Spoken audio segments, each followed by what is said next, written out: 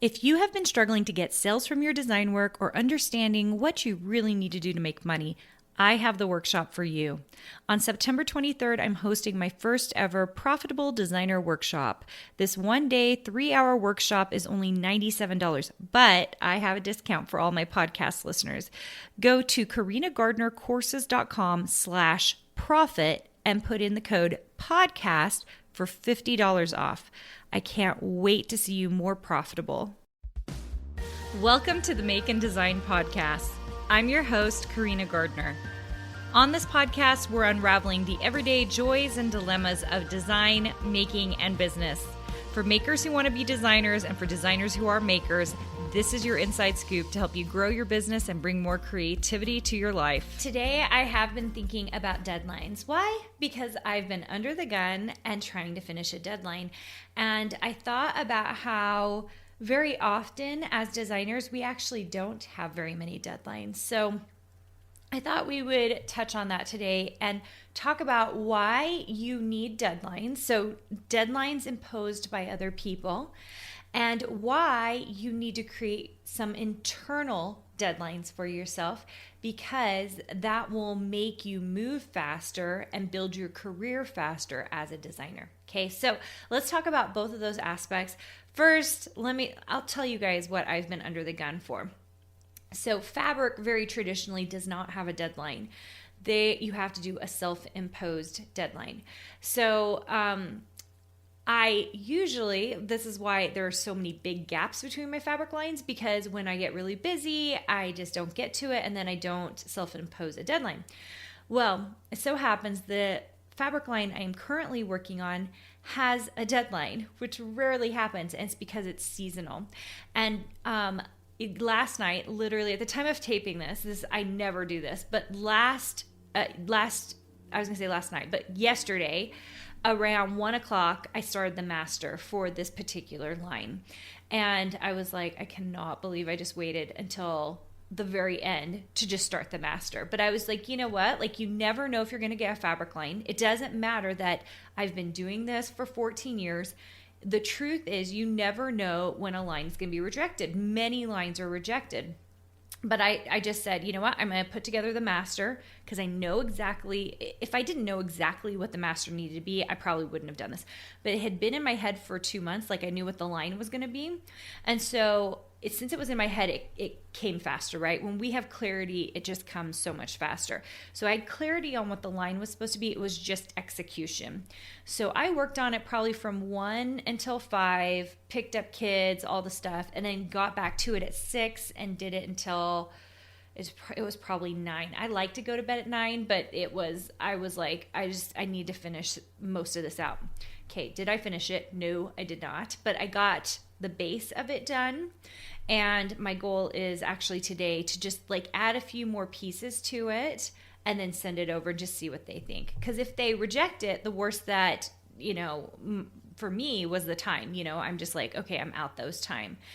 And I'm not really out that time, because if you've been to a boot camp with me, all of this will be repurposed into something else if it doesn't end up as a fabric line. Anyway, so that's why it's been on my head, because I rarely have a deadline for fabric, and I need to self-impose more deadlines. Okay, let's take 2 steps back. Let's talk about these 2 different deadlines. So external deadlines, which these are deadlines that are imposed by whoever you're working for.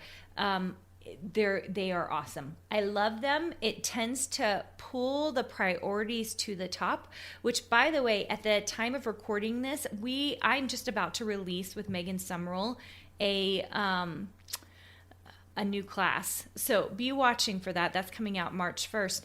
And this whole thing reminded me of this, because time management is a real way designers can become so good at producing designs, coming out with designs.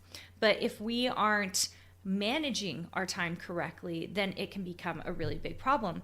So the priority usually is these external deadlines being imposed on us. A good example of this is when I was the creative director at Carta Bella. We We had a January CHA, which is the Craft and Hobby Association show. And we had to make sure that at least the first 3 months of lines were completely finished, like from top to bottom, logo, production ready, every paper finished, had to be done for that show. But more than that, it had to be done in time for printing the catalog for that show, which generally got printed the first week of December. So even though we didn't have the show until the first or second week in January, we had to be 6 weeks ahead to make sure we were good. Well, that's a lot of design work. If it's 3 or 4 lines every single month, it's several lines, right? Which means that we have to start those lines in September, sometimes even July, to make sure that we get it done in time for that show. And then after that, you're just on a roll. Because of that, we had external deadlines. Like these things had to be done, right? And so they became the top of my priority list. Okay, let's turn the handle a little bit and let's talk about internal deadlines. So the issue with internal deadlines is they never feel as strong as the external deadlines. At least they don't for me. And I have an internal deadline every single week on Saturday to turn in files for my silhouette. That's because I say it's an internal. It's actually an external. They force it. They say, here's your deadline. These have to be turned in or they won't be released next week. Okay, so it's external.